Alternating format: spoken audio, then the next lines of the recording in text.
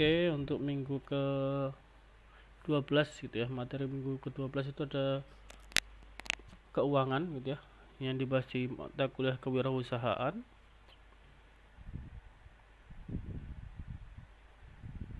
Keuangan di mana, maksudnya apanya keuangan gitu ya. Yang kita bahas adalah tentang pencatatan keuangan sederhana. Nah, pertama ada pembukuan, adalah hal yang penting dalam berbagai lini usaha, karena pembukuan terkait erat dengan masalah keuangan untuk kelangsungan usaha. Nah, ini perlu ada histori pencatatan gitu ya, harus tahu ya. Di sini harus tahu bagaimana sih keuangan, kondisi keuangannya, uang masuk ya, uang keluar. Nah, kemudian bisa ada kendala gitu, ada masalah gitu ya. Kita tahunya itu dari historinya atau sejarah atau pencatatannya gitu ya. Dan membuat catatan yang lengkap mengenai keuangan, baik itu cash flow, uang masuk atau keluar gitu ya. Kemudian catatan omset harian gitu ya. Ini tahu omset itu apa? Semuanya ya, belum keuntungan ya. Jadi berapa sih jumlah yang berhasil kita jual hari ini, tapi belum dikurangi modal gitu ya. Ini masuk ke omset. Nah, kalau laba bersih sendiri, beda sendiri ya. Kemudian selain catatan omset harian ada mingguan dan bulanan gitu ya. Dan catatan pembelian usaha Anda. Nah, seperti itu. Dan tidak peduli seberapa kecil usaha yang telah Anda mulai, persiapkanlah pencatatannya dengan baik agar jika suatu hari nanti usaha itu menjadi besar, Anda sudah terbiasa. Jadi kita membangun sebuah kebiasaan yang baik gitu ya. Kebiasaan yang baik, karena misalkan ada kebocoran dana dan lain sebagainya, itu taunya ya dari pencatatan ini, dari hal-hal kecil gitu ya. Kalau usahanya kecil sih nggak masalah, tapi kalau usahanya udah besar, ada kebocoran dana, ada yang merugikan gitu ya, itu ya sangat disayangkan gitu ya. Atau misalnya jadi masalah gitu ya. Ini termasuk ada modal yang dibuat, berapa modalnya, menghasilkan seberapa banyak, dan labanya berapa. Ini taunya dari sini. Kemudian contoh pencatatan keuangan secara sederhana, simpel-simpel aja gitu ya. Nah, walaupun sebenarnya kalian masih usaha kecil-kecilan gitu ya. Nah, jualan, contoh belajar di pasar gitu ya. Ada uang masuk berapa, tanggal berapa, yang simpel aja, nggak pakai standar nggak apa-apa gitu ya. Yang penting informasi apa yang ingin diketahui biasanya. Nah, itu ada pencatatan nomor, biasanya ada standar dan nomornya gitu ya. Ini pakai Excel. Kemudian ada tanggalnya, ada uraiannya, ngapain aja sih gitu ya. Ada pembayaran, pembelian gitu ya. Ada debit, ada kredit, pembayaran, kemudian ada saldo gitu ya. Ada tahu bedanya debit sama kredit? Kalau nggak tahu dilihat dari saldonya gitu ya. Kalau itu ada saldonya misalkan 200, ada kredit 51.000, ternyata dikurangi gitu ya. Ada yang keluar, sehingga saldonya 149.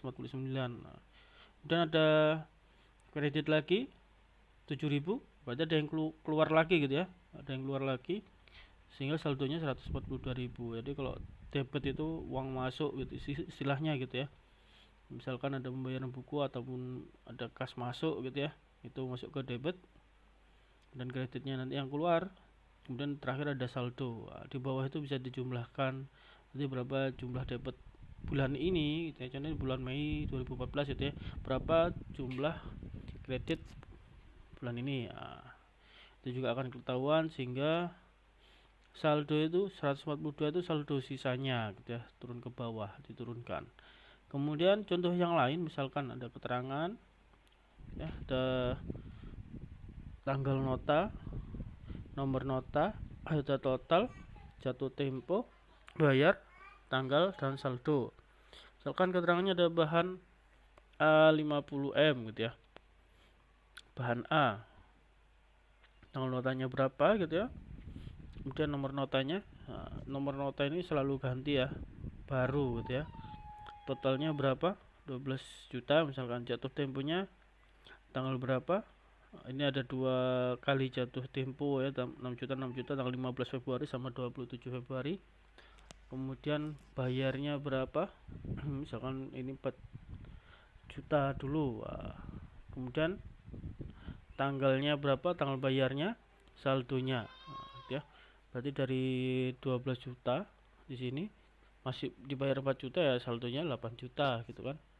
Kemudian ada bahan C tanggal 5 Februari.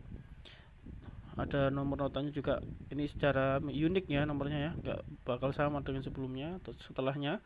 Kemudian ada totalnya berapa, 500.000, jatuh temponya 500.000. Nah, belum dibayar misalkan, belum ada pembayaran, maka saldonya tetap 500.000 gitu ya.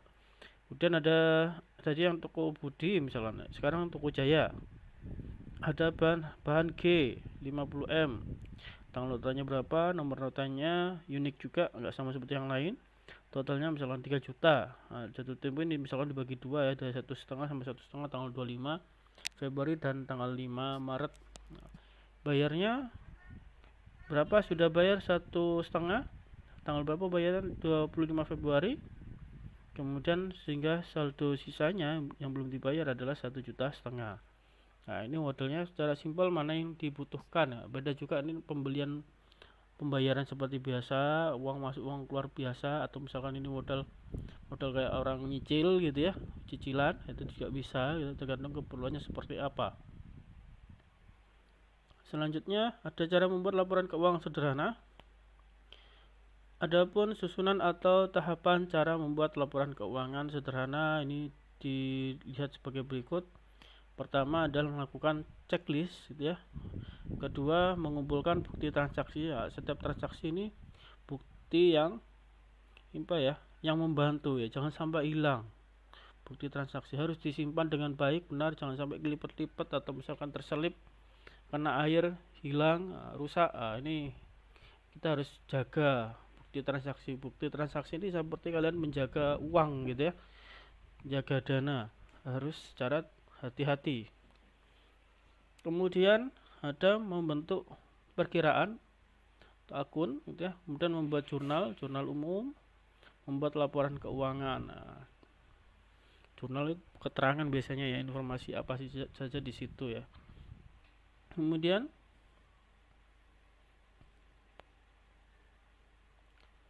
laporan keuangan adalah merupakan ringkasan dari suatu proses pencatatan, merupakan suatu ringkasan dan transaksi-transaksi keuangan yang terjadi selama 1 tahun buku yang bersangkutan ya.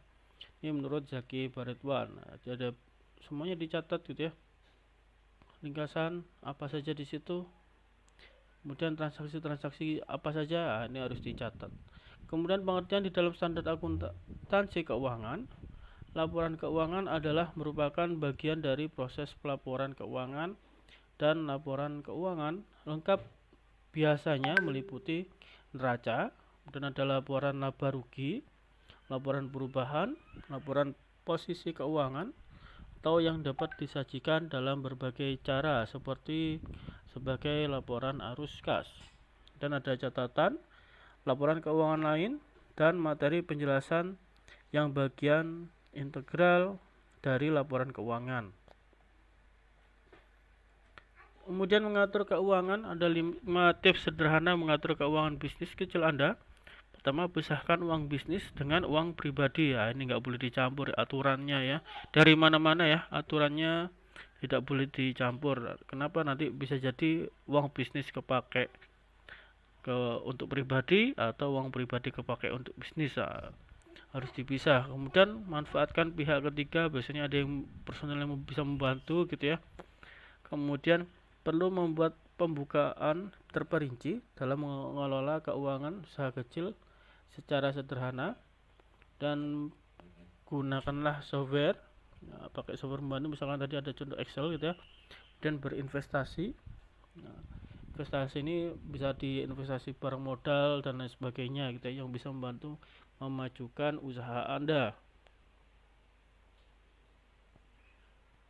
Nah, selanjutnya ada biaya atau kos dalam bisnis.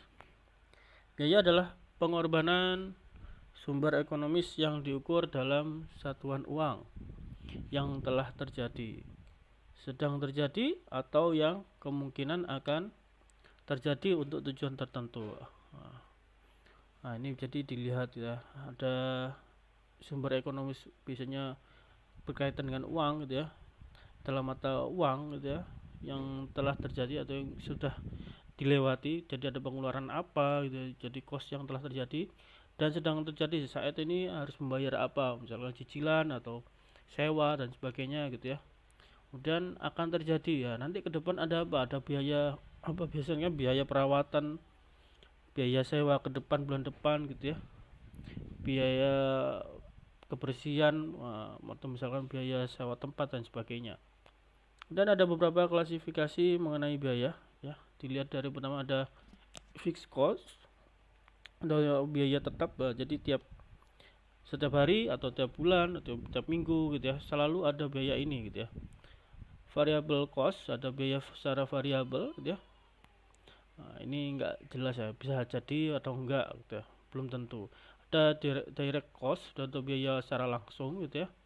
Ada operation cost, ada biaya operasi ya, setiap misalkan mau ngirim barang atau setiap ada perjalanan gitu ya. Kemudian ada indirect atau biaya tak langsung. Nah, kemudian ada maintenance cost atau biaya perawatan. Nah, kalau Anda punya barang kan perlu dirawat gitu ya, supaya masa penggunaannya panjang gitu ya. Kalau nggak dirawat ya nanti bakal cepat rusak. Misalkan contoh aja kendaraan aja ya, motor, masih ada biaya perawatan. Nah, kalau nggak dirawat, nggak diganti oli dan lain sebagainya, ya nanti bakal merugikan operasional kalian gitu ya. Dan ada first or investment cost atau biaya investasi ya, ini biasanya tergantung kebijakan siapa yang mau manage gitu ya, mau diinvestasikan modal apa, barang modal atau dan sebagainya, itu bebas. Ada incremental cost, marginal cost, unit cost, ada total cost. Nah, ini bermacam-macam. Kemudian ada laba. Nah, menurut Suwarjono 2008, laba dimaknai sebagai imbalan atas upaya perusahaan menghasilkan barang dan jasa. Jadi ada imbalan, ini tidak hanya produk ya, di sini laba itu bisa jadi jasa.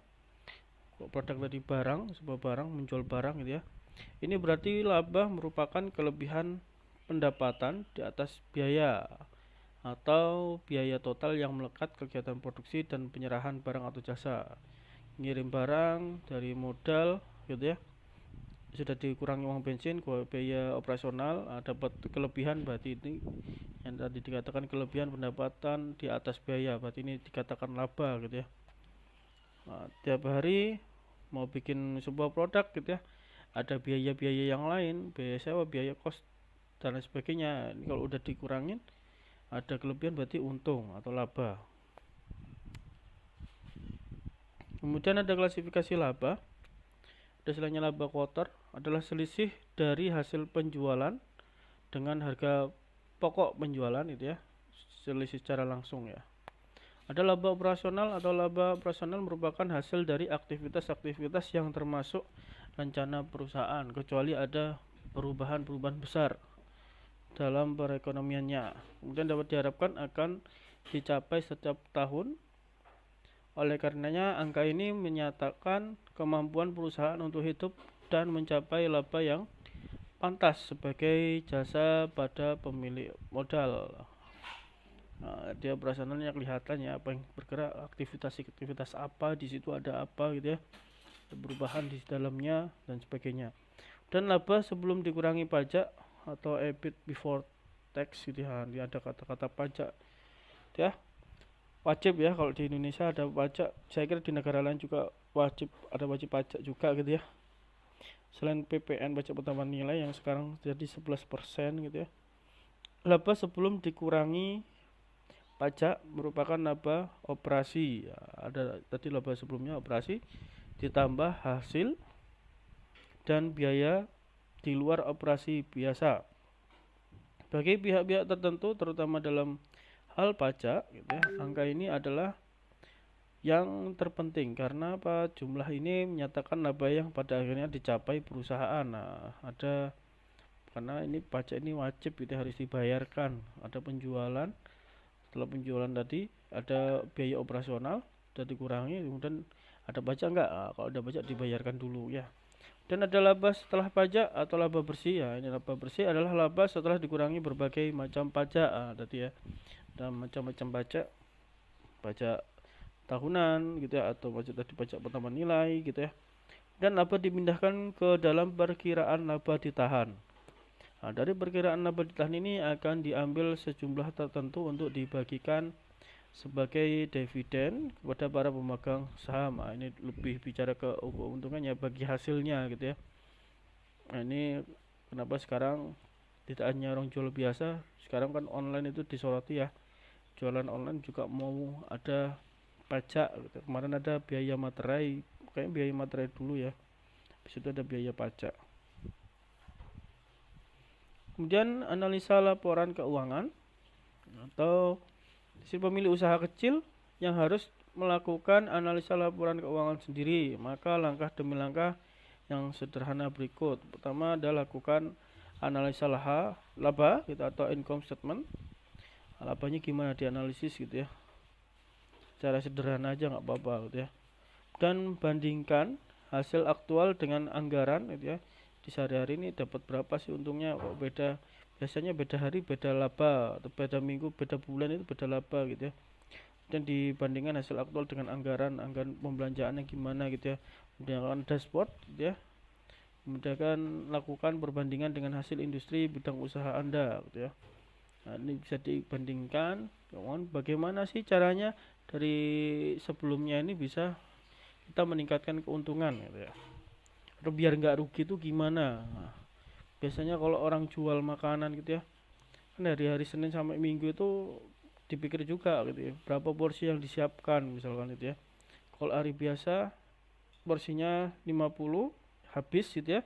Kalau hari Minggu, Sabtu Minggu bisa 100 habis ya. Nanti jangan sampai hari biasa Anda menyiapkan 100 porsi ya, atau 150, itu bakal rugi karena buang bahan gitu ya. Jadi ini ada istilahnya analisa gitu ya. Gimana sih caranya supaya kita nggak banyak rugi gitu ya. Bagaimana sih ke depan supaya kita untungnya lebih banyak gitu ya. Oke, mungkin itu ya untuk keuangan, materi keuangan. Saya stop sharing.